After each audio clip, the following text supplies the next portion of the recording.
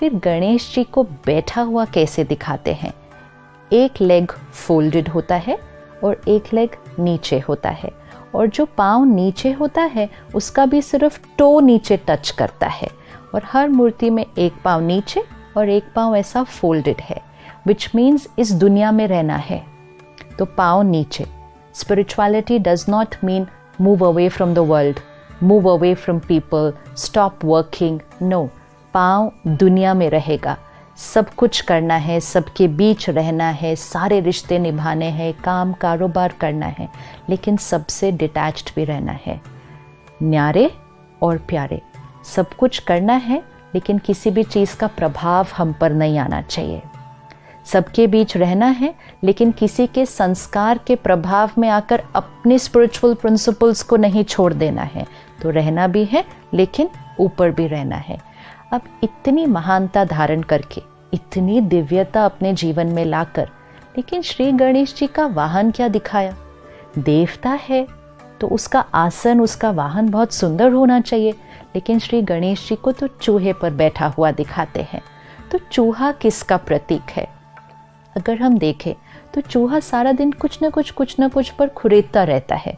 खाने की चीज़ नहीं भी होती है, कोई वायर है, कोई प्लास्टिक है, कुछ भी चीज़ पर वो खुर करता रहता है। ये हमारी कर्म इंद्रियों का प्रतीक है।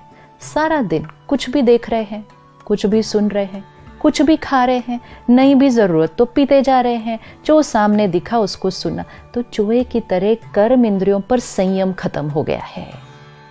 तो चूहा एक तो कर्म इंद्रियों के वशीभूत होने का प्रतीक है, और दूसरा चूहा छोटी सी जगह से अंदर घुस जाता है, पता ही नहीं चलता। हम सब कहते हैं दरवाजे बंद थे, खिड़कियां बंद थी, ये चूहा कहाँ से आ गया घर के अंदर? क्योंकि चूहे को जगह की ज़रूरत नहीं है, वो छोटी सी जगह से अंदर घुस जाता है। वाइसेस, कमज़ोरियाँ, डिस्ट्रैक्शंस, पता ही नहीं चलता जीवन में कब आ जाती हैं, कहाँ से आ जाती हैं। और चूहा जब किसी को काटता है तो शुरू में एक बहुत एनेस्थेटिक इफेक्ट देता है, पता ही नहीं चलता कि चूहा काटा है, एकदम से स्टिलनेस हो जाती है उस जगह पर, बहुत देर बाद पता चलता है कि कुछ काटा है। वाइसेस, डिस्ट्रैक्शंस जब जीवन में आती हैं, शुरू में तो पता ही नहीं चलता है, अच्छी भी लगती हैं शुरू में बहुत, दर्द बहुत बाद में होता है। तो जब हम विशाल बुद्धि, दूरादेशी, बड़े कान, सिर्फ अच्छा सुनेंगे, कम बोलेंगे, सॉफ्ट भी होंगे, पावरफुल भी होंगे, बातों को अपने अंदर समा लेंगे, ज्ञान की मर्यादाओं पर चलेंगे, विकारों को कुल्हाड़ी से काटेंगे, ब्लेसिंग सबको देंगे, और ईगो में कभी नहीं आएंगे, ह्यूमिलिटी में रहेंगे।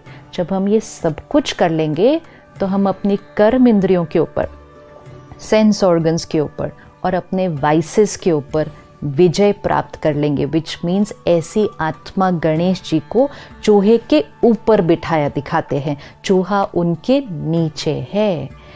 अब ये सब कुछ होने के बाद गणेश जी के साथ दिखाते हैं एक तरफ रिद्धि और दूसरी तरफ सिद्धि, कि गणेश जी की दो पत्नियां जो हमेशा गणेश जी के साथ साथ चलती हैं। तो स्पिरिचुअल सोल जो इस विजडम को धारण कर ले, उसके जीवन में प्रॉस्पेरिटी और सक्सेस साथ साथ चलते हैं। उसको प्रॉस्पेरिटी और सक्सेस के लिए भागना नहीं पड़ता है, मेहनत नहीं करनी पड़ती है, स्ट्रगल नहीं करनी पड़ती है। प्रॉस्पेरिटी एंड सक्सेस ऐसे व्यक्ति के साथ साथ चलता है।